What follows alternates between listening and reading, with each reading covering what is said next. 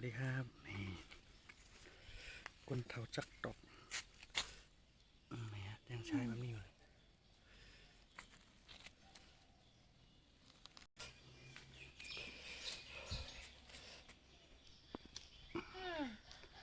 โอ้ยต้นไม้เข้มอ่ะไม้ก็ไม้สัก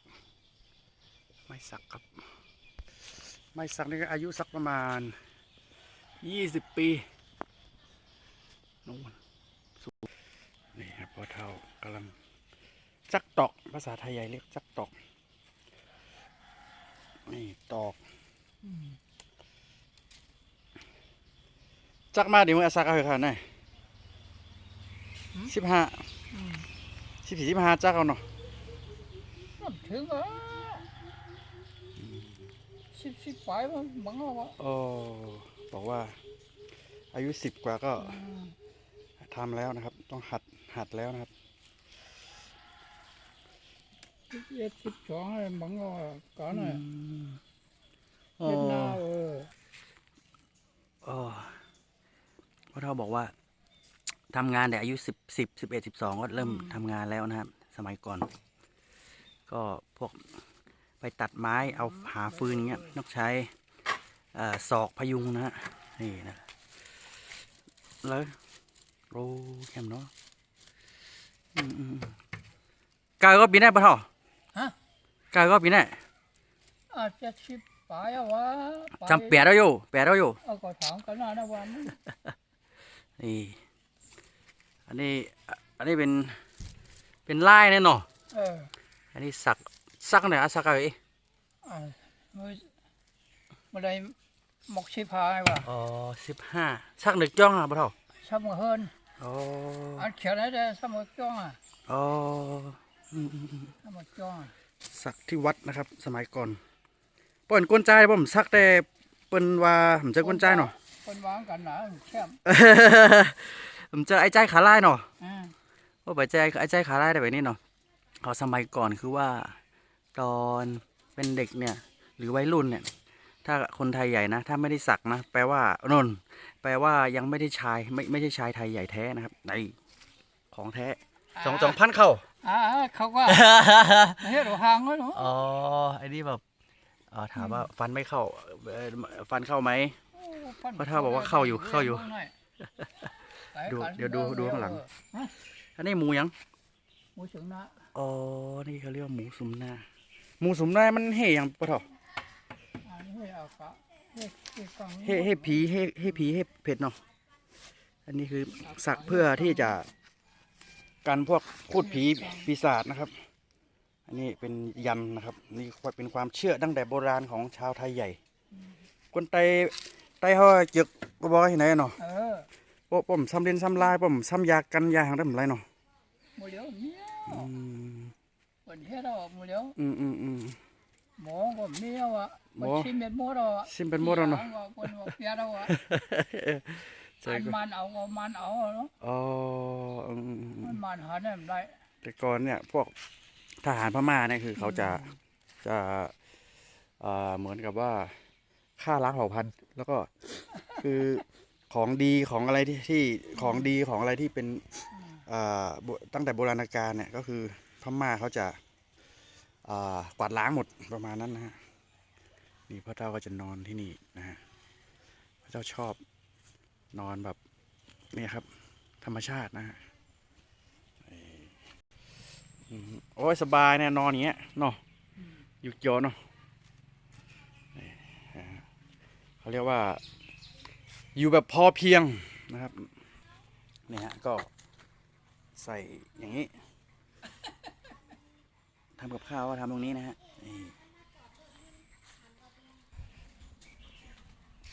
อันนี้ก็จะเป็นป่าสักนะครับป่าสักไม้สักนี่จะเป็นที่อยู่ของคุณตานะครับชอบอยู่ธรรมชาติ นี่คุณตาก็จะมีพวกขวานนะครับมีขวานมีพระมีมีดนะครับนอนในมุ้งอย่างนี้เลยคุณตาอยู่แบบง่ายๆนะครับนี่จักรยานด้วย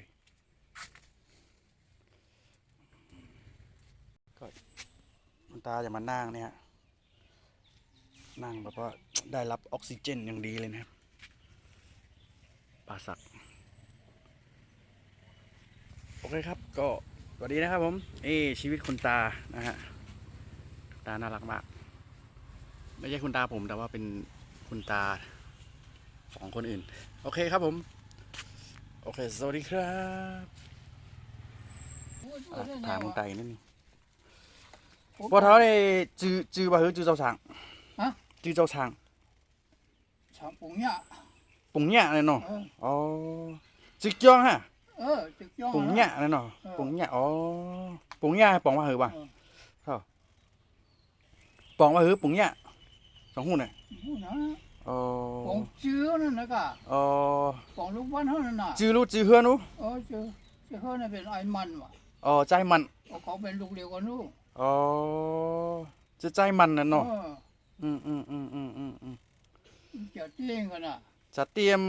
แล้วก็เมืองหนอง พม่าจะตีเมืองหนองแล้วก็วานนังก็ มันจิ๋วจ้อง อ๋อกิ่วต้องเมืองหนองเนาะ อืม อ๋อเกิดกันนั้นกันเดียวเนาะ เกิดนั้นเกิดมันย่างหลอดปุ้ยอ๋อลอยกุ้ยเนี่ยเนาะอ๋อ เออ ขึ้นปานเจ้าผ้า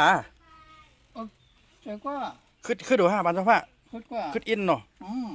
อ๋อ มันเป็นปันปลูกชุกของชาในวันนั้น ตั้นลีเนาะนั่นได้เนาะจะป่านุมันน่าจะเป็นหลวดน่ะ ปันมันเป็นปลูกชุกในผู้นั่น อ๋อจะป่านุตั้นหนูเนาะ ต้องดึกไหม เขเผือกรู้ปานเขรู้เข ปันเขียนได้เอง3 บาท 2 คู่ อ๋อนั่นได้ตั้นลีเนาะนั่นได้เนาะอ๋อจงเขาเอาช่อมาเหมือนนั่นจงเขาเอาช่อ มันเพิ่นไปลาดชังวันนั้น อ๋อ จะเป็นมาสามมือดีรู้ คุณตาเนี่ยทันสมัย เออ ยุคเจ้าฟ้านะครับ แล้วก็ยุคพวกญี่ปุ่น ไว้ แล้วก็พวกยุคก๊กมินตั๋งที่เข้ามาในรัชฉานนะครับ ไหว้ขุนไหว้ เคเขาได้เก็บซื้อป่ะจะปาน เอาเก็บปานเก็บกำเง อ๋อเขาเฮ็ดแบบเป็นลูกหาบเนาะ เขาเก็บกำเงนั่น ไรลูกเป็นลูกหาบลูกมือเขาเนาะ เป็นกองยำกว่า อ๋อเขาเลยแหวกกับมันเขาเนาะญาติช่อเนาะก็จะเป็นลูกหาบครับพวกทหารญี่ปุ่นแล้วก็พวก เก็บจืงอ่ะ ทหารจีนนะฮะเมื่อนั้นได้โป้ให้เหมือนมารอยู่ พอให้มันมาโอ้ อิงเกลียได้เหมือนตั้นเนาะพ่อท่านเนาะกล้านาเผือก ตัน ยามยินเนี่ยเนาะปานกล้านาเผือกอ๋อ ก็ได้นะเปิดเป็นเองก็ได้เท่านั้นเนาะ อ๋อเจ้าอิงเกลีย เป็นอ่อนตังปกจุกอ่อนซาในหรอกนั่นปันเป็นปันอุ่นหูปนนั่น นั่นในตั้นหนูเนาะนั่นเนาะ โมตันปลายไว้แล้วคู่เขีย3 ปาก คุณตาบอกว่า 3 ปาก 2 ตัว ทันในยุคของนายพลในวินเนี่ยที่ยึดอำนาจ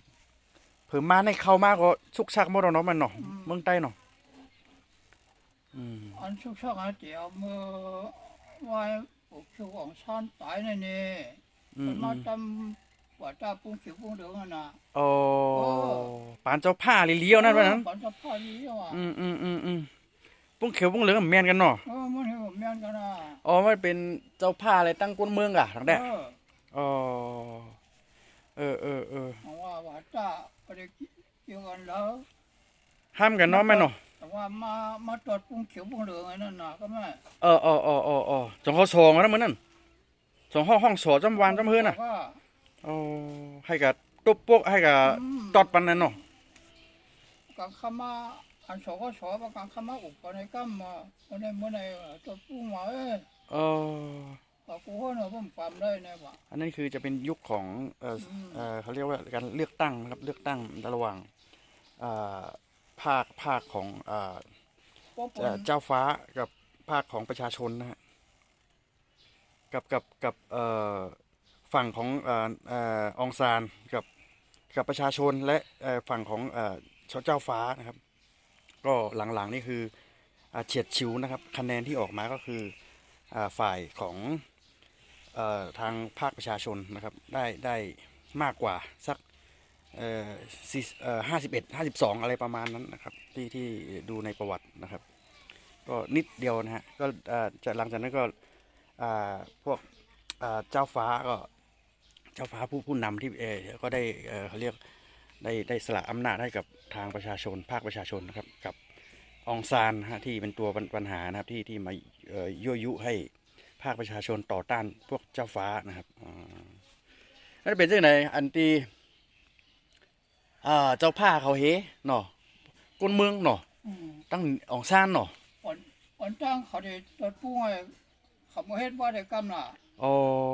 เฮ็ดบัตรดอทนั่นเนาะจะเฮ็ดวัดมาถูกจีนอ๋อก็บ่เฮ็ดนั่นยาวในว่ามาเฮ็ดอ๋อจ่องไกมีผู้เขียวผู้เหลืองอะก็มาอ๋อจ่องไกมีเช็ดนั่นน่ะเนาะอ๋อสมัยนั้นคือเขาพวกบัตรประชาชนอะไรต่างๆเนี่ยของที่เป็นบัตรประชาชนพม่าเนี่ยยังในหมู่บ้านหรือในแต่ละหมู่บ้านหรือในแต่ละเมืองก็คือภาคประชาชนก็คือยังไม่มียังไม่ครบแถวบ้านนอกอะไรเงี้ยเขาก็ต้องไปทำบัตรประชาชนให้ชาวบ้านก่อนแล้วก็ถึงจะไปเลือกตั้งได้นะฮะอ๋ออะไรเฮ็ดวัดก่อนเนาะไผ่นี่นะของอะไรก็ไผ่อะไรเฮ็ดบัตรให้ก่อนเนาะว่านั่นเนาะเฮ็ดกับมาถูกจีนบ่เท่านั้นเลยเฮ็ดฮะเฮ็ดเฮ็ดไผ่ไม้ไปแล้วล่ะผู้เขียวผู้เหลืองมาเผาคนอะไรผู้เขียวอ่ะให้นั่นเนาะก็ขึ้นเฮ็ดแท้เผาแปดแทนเราเฮ็ดยาวเนาะเผาคนเนาะทำบัตรทำบัตรเสร็จปุ๊บเนี่ยเลือกตั้งเสร็จก็เผาควางเลยนะฮะตาบอกออกมาขายกุ้งเขียวเลยวัน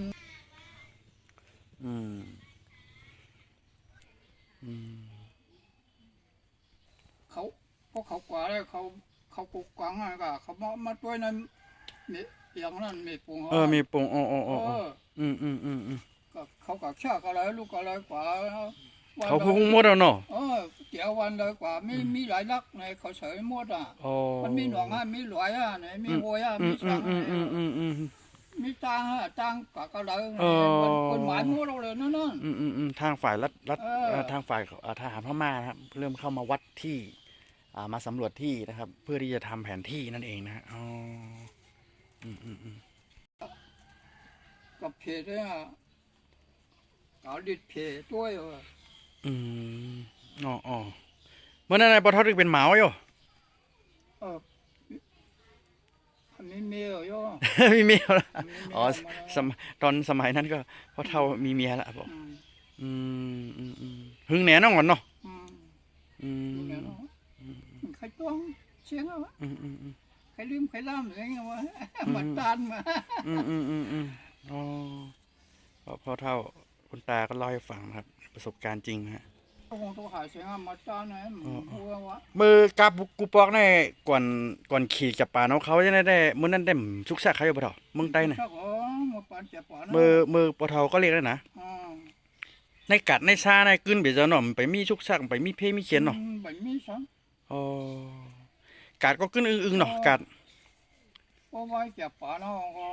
ก็ลามาก็แล้วก็มาก็ไม่ไว้เก็บป่าน่ะหลังจากทหารญี่ปุ่นนะครับบุกในรัชฉานก็จะมีโรคห่านะครับเข้ามาในรัชฉานก็แล้วก็หาไม่ใช่เขาเรียกว่าเป็นเชื้อในห้องก็ไม่เชื้อในห้องกูผายกูเมืองว่ากลางคืนก็ห้องกลางวันก็ห้องหลังจากที่ญี่ปุ่นนะครับเข้าบุกรัชฉานเสร็จหลังจากที่แล้วก็ญี่ปุ่นก็ถอยล่นออกไปในรัชฉานก็คืออาจจะมีโรคระบาดนะครับโรคพวกสัตว์วัวควายเนาะวัวควายตายนะตายเยอะนะครับแล้วก็หลังจากนั้นก็เกิดเสือใช่ไหมเสือในคำรามนะครับในป่าในเขานี่คือเสียงนั่นคือลั่นไปหมดนะครับว่างั้นเมืองเดซุกซักนั่นน่ะเนาะเมืองเดซุกซักพอได้มาตั้มบาตาผู้เขียวผู้เหลืองนั่นก็อามิกออกเนาะเดี๋ยวออกมานั่นนะว่าหลังจากนั้นก็เสือคำรามในป่าในเขานะฮะเสร็จแล้วนะฮะก็หลังจากนั้นก็จะมีการเลือกตั้งนะเกิดขึ้นนะครับที่ว่าไม่เอาเจ้านะครับไม่เอาเจ้าแล้วก็ฝ่ายของนายพลองซานนะฮะสมัยนั้นประมาณยุค ยุค1,000คศ1946 45 16 17ประมาณนั้นฮะนี่ยุคสงครามโลกครั้งที่2นะฮะจบไปใหม่ๆนะฮะประมาณนั้นในช่วงเวลานั้นเป็นช้างปัก4 คู่เป็นช้างปัก5 คู่แล้วนะเขามาในปั่นใบจากปั่นเขามาในของฉันตัวของฉันแมนชักปีมันตายเอานั่นเขาเอาตายนะบอกโอ้ปนอะไรปะทอย80แล้วนะพอหมอกหน้าในปะทอก็ได้หมอกก็เล็กหมอก10 ขวบใช่ไหมกะ10 ก็ต้องลืมไหมนะก็ถ้าว่าใหญ่โม่พร้อมอย่าชุกชักนะเนาะใหญ่โม่8 ขวบเขา7 ขวบ8 ขวบนี่ฮะต้องลืมมันเนาะอย่าโม่เนี่ยเนาะใหญ่โม่ปนปล่อยตัวเด็ก8 พุ่งนะมันอย่างนกอย่างกาแล้วนะพุ่งใช่ไหมอย่าปล่อยลำเชนนะญี่ปุ่นนะครับก็ขับไล่จีนในรัชฉานนะแล้วก็มีคุณตาบอกว่ามีเครื่องบินนะครับเครื่องบินขับไล่นะก็เต็มท้องฟ้าไปเลยนะฮะแล้วก็มีผู้หลักผู้ใหญ่ก็จะบอกเด็กๆว่าก็อย่าเสียงดังอะไรเงี้ยนะอย่าเสียงดังอะไรประมาณนั้นนะครับเป็นยุคที่คนชาวบ้านกำลังหนีกันนะฮะหนีตายกันประมาณนั้นเป็นปีชามปาก4 คู่ใบมึกจับปลานะเฮงสมัคร4 คู่เนาะถ้าเห็นแมนนะวันนั้นพอเท่าถ้าเห็นแมนเลี้ยวชามปาก4 คู่ชามปาก5 คู่มาเจ้าแมนอะเฮ็ดบัตรน่ะเฮ็ดบัตรเฮ็ดบัตรของกินอะไรปี2 ปีมั่วเขาเฮ็ดตรงอยู่ฮะคุณตาเล่าตรงอยู่เฮ็ดลงกับกุฏิล่ะหลังจากที่ญี่ปุ่นกลับไปก็คือญี่ปุ่นแพ้สงครามนะครับคศ1945นะฮะหลังจากนั้นปี2 ปีก็คือมีการจัดการเลือกตั้งนะฮะในรัฐฉานนะครับคือประมาณว่ามีภาคประชาชนส่วนหนึ่งที่ว่าไม่เอาเจ้านะครับแล้วก็อีกฝ่ายนึงคือฝ่ายของนายพลองซานนะครับที่มายุยงให้ภาคประชาชนนะครับต่อต้านอำนาจของเจ้าฟ้าไทยใหญ่นั่นเองนะครับแม่น้องว่าปนั้นได้เฮงกระบะ47ว่าเป็นนั่นก็เนาะว่าเป็นตั้งใต้ปีใต้ก็เฮง3 ปาก 4 3 ปาก 3 3 ปาก 4นะมองนานเฮ้นั้นยาวก็ไล่ปลายดิเนาะแม่เนาะ3 ปาก 4 คู่ไป5 คู่จะเป็นเนื้อหักไป5 คู่นะอันโชคของชาในตายนี่ก็ถามว่าในปลายปี5นะเฮ้นั้นยาวก็สุกสักใช่เนาะแม่เนาะสุกสักกับมั่วเราก็มามาเนี่ยเลยหาเตาโคตรเถินนั่นนะก็มาหลังจากนั้นก็คือเกิดการหลังจากเจ้าฟ้าทั้งหลายแหล่นะครับของรัชไทยใหญ่นะครับก็ได้สละอำนาจให้กับ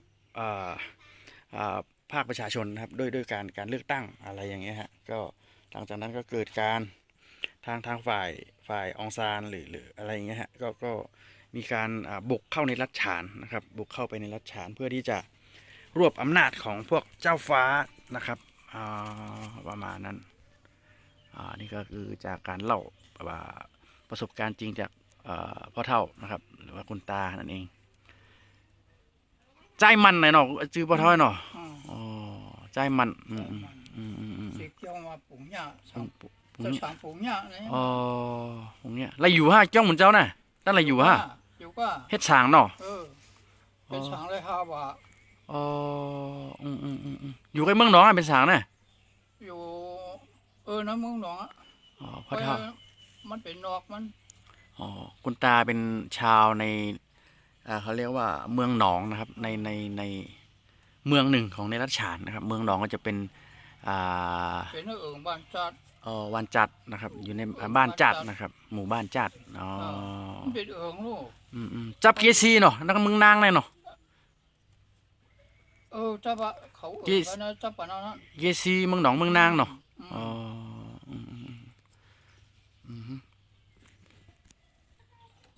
มือขิงมือพ่องดิมสุกซักได้ปวดเท้าได้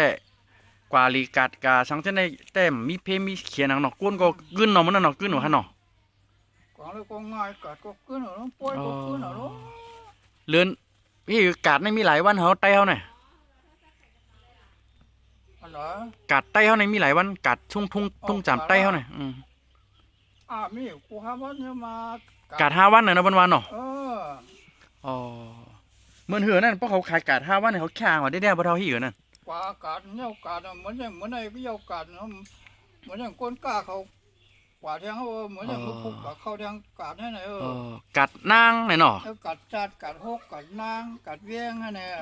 กัดน้องซ้อมเนี่ยเนาะ กัดน้องซ้อมเป็นในหนองซ้อมในกล้วยแทงจีในอื่นเป็นในอื่นกล้วยนั่นกัดหนองซ้อมเมืองเก่าเลยนั่น กัดนางกัดเกซี่เนี่ยเนาะว่าเขาเรียกเนาะ นางกัดจัดกัดนางกัดเวียงกัดให้ในมันเป็นนางมันเป็นจืดนับไว้เนาะนับบอกวันไว้ล่ะกัดให้กัดหกมันมีในอย่างในวันกูปุ่งหมักร่างเลยจืดก็ล่ะกัดเวียงกัดให้กัดหกกัดจัดกัดนางใน6 วัน7 วันน่ะป้อนนั้นได้สุนเสียงโยกัดได้เปลี่ยนนี่นะตั้งวงเนาะ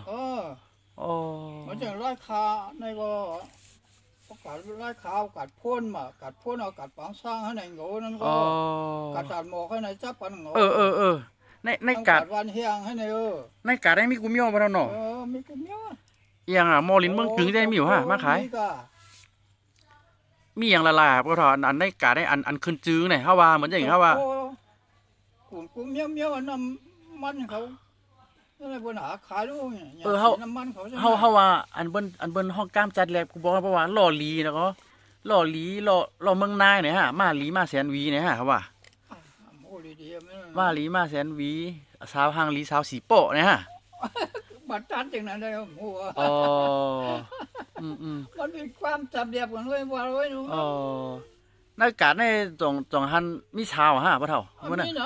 เรื่องไปเจ้าเนาะก็เรื่องนั้นมันหาเด็กกาดูกว่าย่ากันทบกันจังก็มีในกาดนะเนาะในปอยเนาะมันอย่างเฮาว่ากุ้งส้มเนี่ยมันก็เลยขาดขึ้นจื้อหน่อยกุ้งส้มปลาส้มนะกุ้งส้มปลาส้มมันมาดังเมืองอวดพวกนั้นเมืองอวดเนาะปางวันให้พวกนั้นปลาส้มกุ้งส้มเขาขึ้นจื้อเนาะนั่นเนาะโลของ2 อองแจงแองเนาะปลาส้มจูก็มีเนาะไข่แมงมันหมาหมดชมหมาเนี่ยปสุกซักมาหน่มเตาแล้วมันนั่นเนาะน้ำเตาแล้วรอได้ปีใจเยอะปะเถ่าใจรออันหาบก็มีเนาะ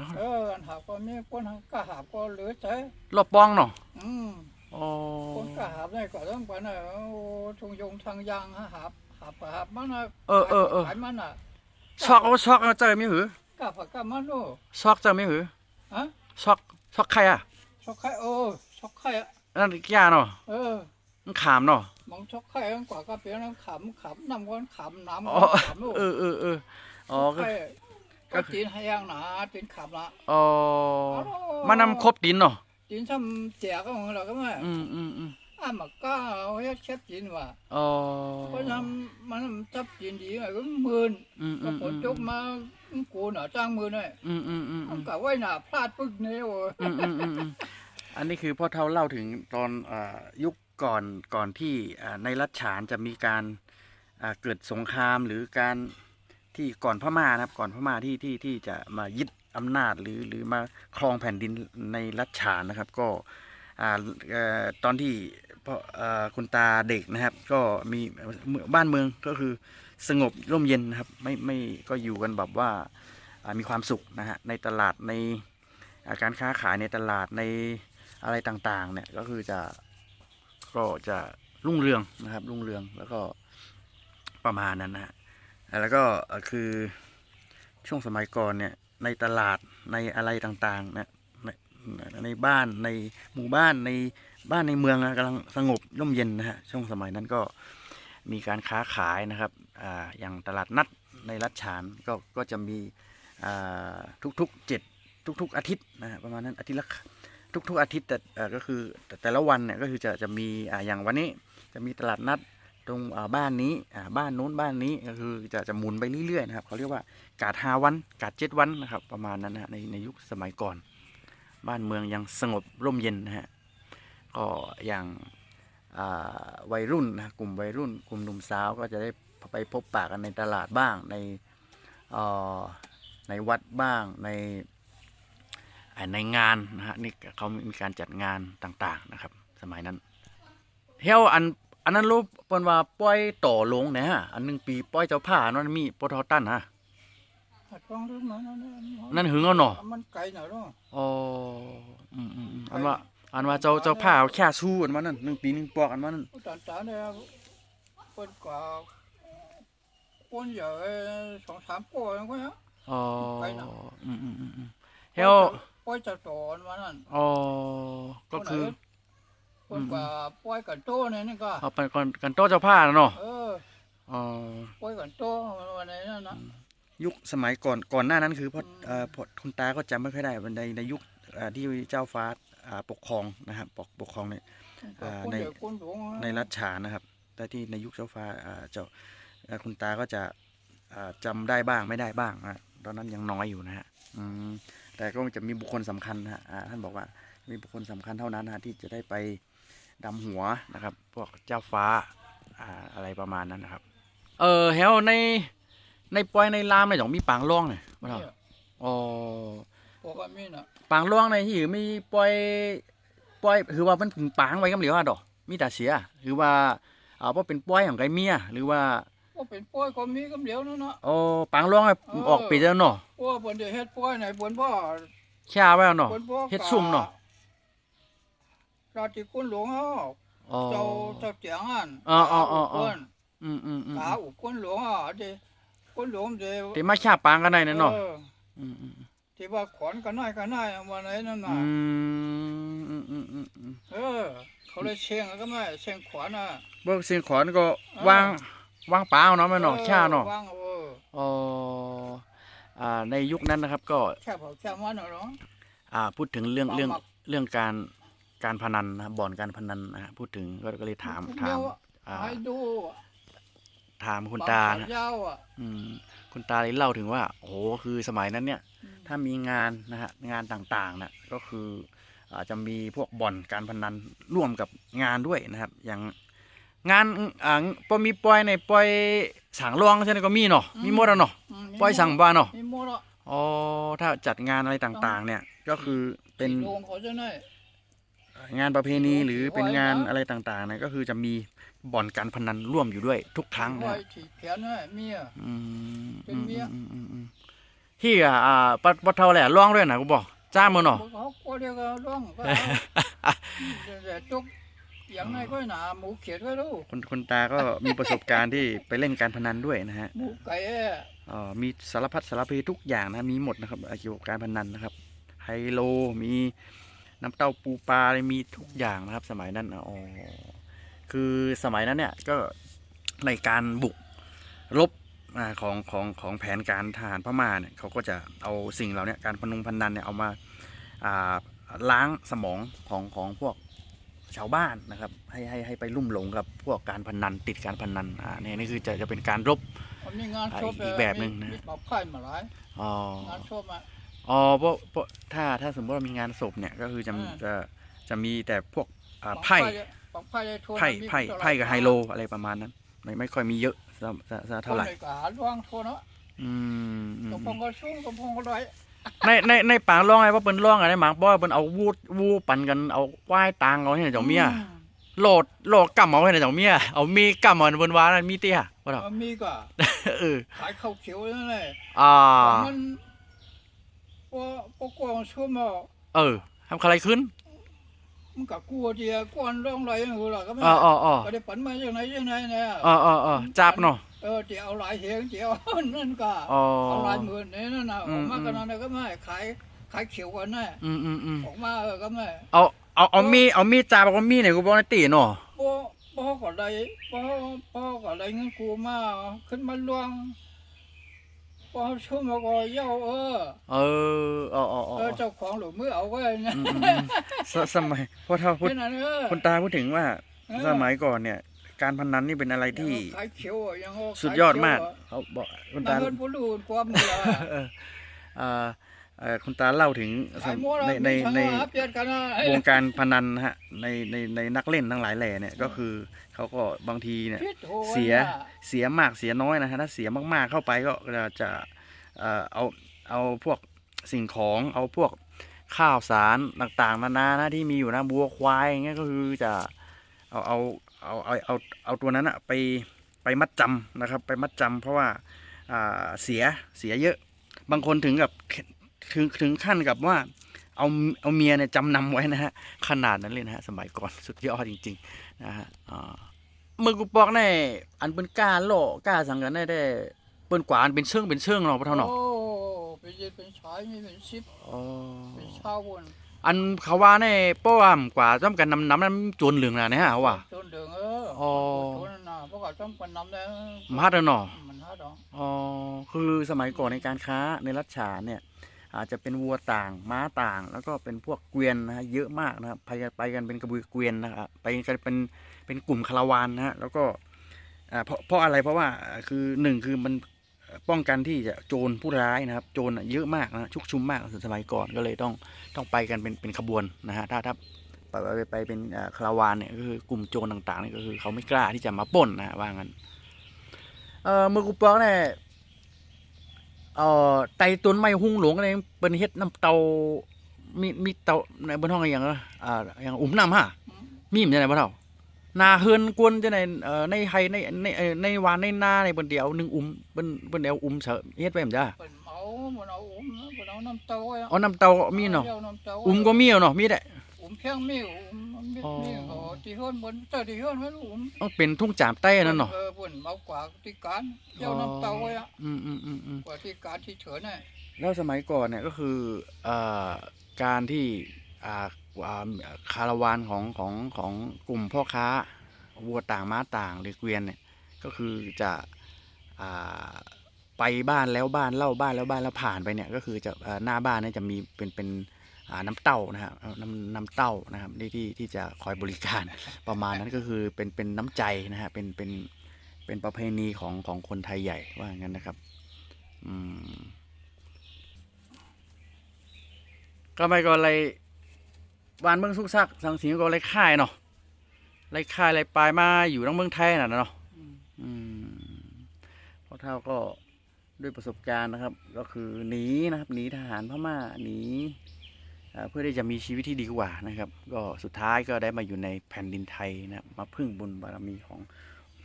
องค์สมเด็จพระเจ้าอยู่หัวนะครับแผ่นดินสยามนะฮะก็นี่เป็นประสบการณ์คนไทยนะครับคนไทยนะครับคนไทยหรือไทยนะฮะชนชาติเดียวกันนะครับยินโจมาปะเท่าดีลาดนี่บอกนี่ก็ดีไรหู้ปืนมาบอกเนาะก็ขอบพระคุณนะครับคุณตานะที่เล่าประสบการณ์จริงให้ฟังนะครับคุณตามันนะเนาะปูมันแนวเนาะเพราะนั้นได้เนาะเป็นปูมันไปแล้วเนาะผมจะจ่ายมันเอาเนาะโอเคนะก็ไอ้มันขอบพระคุณนะคุณตานะที่เล่าประสบการณ์ส่วนหนึ่งจิกจ้องว่าจะสั่งปู่ย่าก็ขอบคุณนะคุณตาด้วยนะครับที่เล่าประสบการณ์ให้ฟังนะครับผมเดี๋ยวเราติดตามใครชอบก็ฝากกดไลค์กดแชร์นะครับกดSubscribe ให้หน่อยนะครับเดี๋ยวเราจะมีคลิปดีๆใหม่ๆนะฮะให้เป็นคลิปเกี่ยวกับประวัติศาสตร์อะไรต่างๆนะเกี่ยวกับคนไทยนะฮะโอเคครับสวัสดีครับมาสุงค่ะ